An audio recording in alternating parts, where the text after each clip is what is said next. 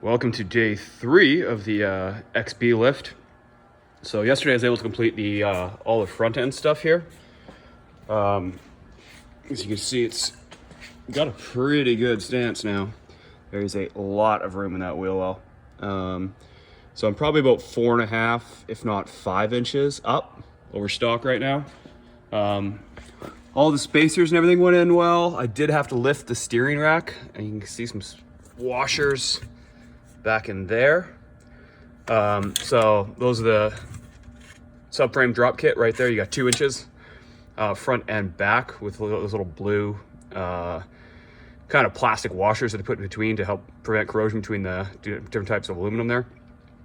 And then because I went 2 inches on the subframe, the steering rack ended up being too low, so the steering shaft from the steering wheel down inside the cabin was too short and separated, so couldn't steer. So I had to lift the rack up. So I did that by adding some washers in there, brought up about 5/8 of an inch, and that seemed to do the trick.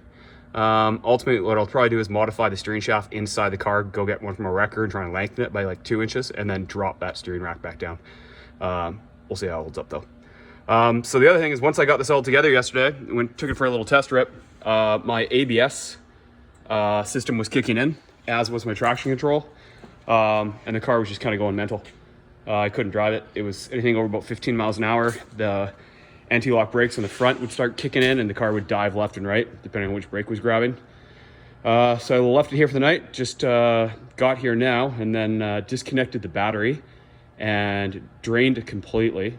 I also, prior to that, took the code reader, checked for any codes. There was no codes. So disconnected the battery, left it off for the better part of half an hour, let everything reset and discharge so there's no power in the system, and then just fired up, went for a spin, and she seems fine. So that seemed to reset the ABS computer, and we're good. So we are moving on to the rear now. You see back there, we have about 5 inches in the front. The rear needs to go up another 3 still. So that's the project for today.